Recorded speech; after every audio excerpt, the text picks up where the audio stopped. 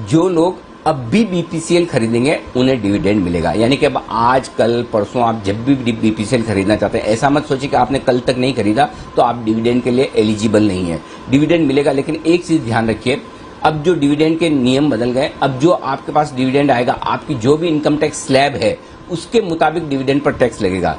यानी कि अगर आप हाईएस्ट स्लैब में है तो आप समझिए 58 रुपए डिविडेंड आया तो आपका 1/3 तो चला गया टैक्स में। ये ध्यान में रखिएगा। तो जब आप बीपीसीएल का शेयर डिविडेंड के लिहाज से खरीदना चाहते हैं तो ये ध्यान में रखिए कि टैक्स भी आपको लगेगा। पहले की तरह नहीं रहा कि आपके वो एक पर्टिकुलर अमाउंट के ऊपर ही डिविडेंड पर टैक्स लगता था 10 लाख के ऊपर, वो नियम बदल गया। अब आपकी इनकम में जुड़ जाता है और जो आपकी इनकम टैक्स स्लैब, अगर आपकी नहीं है स्लैब, इनकम टैक्स स्लैब कम है, तब तो आपको डिविडेंड मिलेगा। अब भी आप खरीद सकते हैं। अगर आपने कल तक नहीं खरीदा तो आपने कुछ मिस नहीं किया। पहली चीज, खरीद कर आपको डिविडेंड कब मिलेगा? एक रिकॉर्ड डेट का ऐलान होगा, उस रिकॉर्ड डेट के दिन ये बीपीसी का शेयर आपके पास होना चाहिए अपने डीमेट अकाउंट में, या फिर उस रिकॉर्ड डेट पर आपकी वायदा कारोबार में पोजीशन होनी चाहिए, तो आपको डिविडेंड मिल जाएगा। तो पहली चीज है कि अगर रिकॉर्ड डेट जो कंपनी अनाउंस करेगी 5, 15 दिन, 20 दिन बाद की होगी, किस दिन की होगी कंपनी बताएगी और हम आपको पूरी तरह से बताएंगे कि कब आने वाली है। उस रिकॉर्ड डेट के दिन शेयर आपके पास होने चाहिए, आपको डिविडेंड मिल जाएगा। अब वायदा कारोबार के ट्रेडर्स काफी परेशानी कि भाई हमारे क्या होगा, स्पेशल डिविडेंड तो 35 रुपए है, बाकी का डिविडेंड अलग है, तो बेनिफिट मिलेगा नहीं मिलेगा। पहली चीज, डिविडेंड पूरा गिना जाएगा 58 रुपए का। और जो एफएनओ ट्रेडर्स हैं उनके लिए एक नियम है, अगर पिछले दिन जो भी भाव बंद हुआ है किसी शेयर का, उसके भाव से 5% से ज्यादा का डिविडेंड आता है तो उसको एक तरह से स्पेशल डिविडेंड मानकर उसे वायदा कारोबार के ट्रेडर्स को उसका बेनिफिट दिया जाता है। बेनिफिट कैसे दिया जाता है? जिस दिन एक्स डेट होगी डिविडेंड की, जिस दिन डिविडेंड को हटाकर शेयर ट्रेड करना शुरू करेगा, उस दिन ये शेयर का दाम 58 रुपए अपने आप कम हो जाएगा डिविडेंड की वजह से। और ये 58 रुपए जो कम होंगे, जो एफएनओ ट्रेडर्स अगर कॉन्ट्रैक्ट्स लेकर बैठे हैं उनको ये क्रेडिट हो जाएगा। और जिन लोगों के पास डिलीवरी है उनके अगर डीमेट अकाउंट में रिकॉर्ड डेट के दिन शेयर है तो उन्हें डिविडेंड का चेक आ जाएगा और एफएनओ ट्रेडर्स को उसका एडजस्टमेंट मिल जाएगा। तो एफएनओ ट्रेडर्स बिल्कुल घबराए ना कि 58 रुपए डिविडेंड आ गया तो अचानक से हमारे एफएनओ कॉन्ट्रैक्ट की वैल्यू 58 रुपए कम हो गई, हमारे को तो भारी भरकम नुकसान हो गया।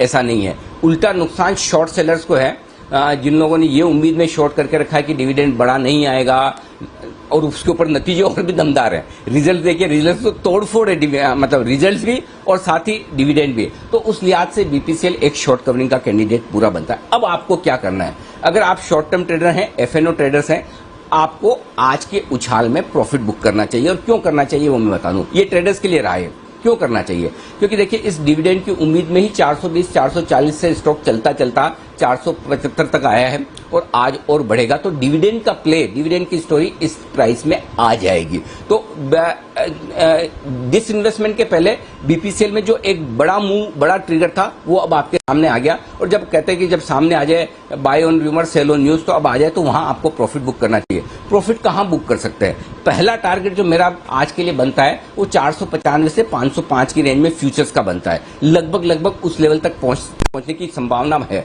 पहुंचे नहीं पहुंचे मुझे नहीं पता, लेकिन पहुंचने की संभावना है। उससे पहले 485 के आसपास छोटा लेवल है, 495, 505 ये एक लेवल है। और इसके पार निकले तो 510 से 535 फाइनल टारगेट बनता है बीपीसीएल का एक बार के लिए, जो इस रनअप में ये हो सकता है। अब इसमें से 485 पे रुकता है, 505 पे रुकता है, 535 तक पहुंचता है। ये मार्केट का खुलने के बाद हम अंदाजा लगाएंगे, देखेंगे क्या होता है। लेकिन शॉर्ट टर्म ट्रेडर्स को आज जो भी अच्छी प्राइस मिले, आपको जो ठीक लगे वहां पे प्रॉफिट बुक करना चाहिए। अब आइए इन्वेस्टर्स को क्या करना चाहिए। अगर आपकी टैक्स स्लैब कम है तो फिर 100% आप डिविडेंड लीजिए पूरा और टैक्स बचाइए और डिविडेंड एंजॉय कीजिए। लॉन्ग टर्म इन्वेस्टर्स को अब भी बीपीसीएल होल्ड करना चाहिए। मिनिमम टारगेट आपका 535, 550 का तो है ही मिनिमम, ये उस केस में है।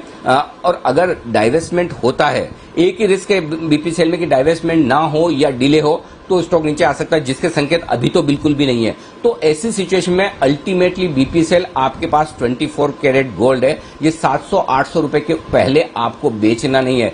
फर्ज करें कोई विदेशी कंपनी आकर बीपीसीएल खरीदती है और बीपीसीएल का नाम कोई XYZ MNC पे हो जाता है, तो जो आउटलुक बदलेगा, आपको बीपीसीएल को सिर्फ डाइवेस्टमेंट तक नहीं रखना है, डाइवेस्टमेंट के बाद भी रखना है। तो अगर आप लॉन्ग टर्म इन्वेस्टर हैं तो 700-800 रुपए के टारगेट के लिए आराम से होल्ड कीजिए साल 2 साल के लिए, या आजकल में नहीं आने वाले।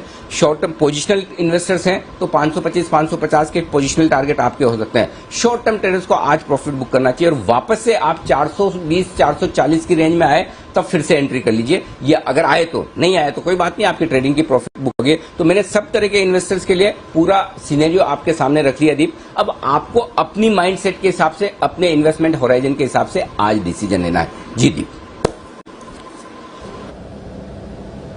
क्लियर है सर। तो अपने इन्वेस्टमेंट के हिसाब से आप टाइम होराइजन जरूर बनाए रखें। इन्वेस्टर्स के लिए तो रखना ही है, कोई परेशानी नहीं है।